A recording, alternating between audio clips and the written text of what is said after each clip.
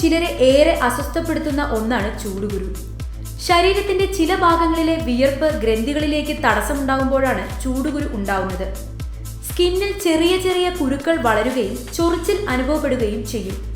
കഴുത്ത്, നെഞ്ച്, പിൻഭാഗം, അരഭാഗം, നാഭീഭാഗം തുടങ്ങിയ ഇടങ്ങളിലാണ് ചൂടുകുരു ധാരാളം കാണുക.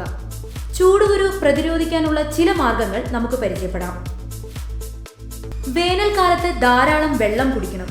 ചൂടുകുരു കാരണം നിർജ്ജലീകരണം സംഭവിക്കുന്നത് കൊണ്ട് വെള്ളം കുടിക്കുന്നത് ശീലമാക്കുക.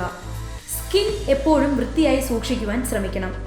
ശരീരത്തിൽ പൊടിയും അഴുക്കുകളും കൂടുതൽ തങ്ങി നിൽക്കാൻ അനുവദിക്കരുത്.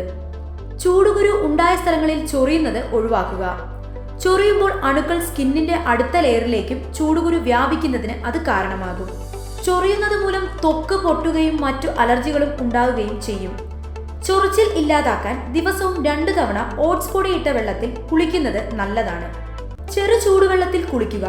ഒപ്പം വീര്യം കൂടിയ സോപ്പ് ഉപയോഗിക്കുന്നത് ഒഴിവാക്കുക. തേങ്ങാപ്പാൽ ചൂടുകുരു ഉള്ള ഭാഗത്ത് പുരട്ടി അല്പം കഴിഞ്ഞ് കുളിക്കാം. തേങ്ങാ വെള്ളവും നല്ലതാണ്.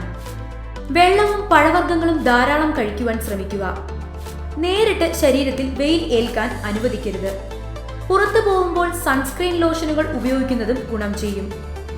വേനൽക്കാലത്ത് ചർമ്മത്തിന് ആവശ്യമായ പരിപാലനം നൽകിയേ മതിയാവുകയുള്ളൂ. മുൻകരുതലുകൾ സ്വീകരിക്കൂ. ചൂടുകുരുവിൽ നിന്നും മുക്തി നേടൂ.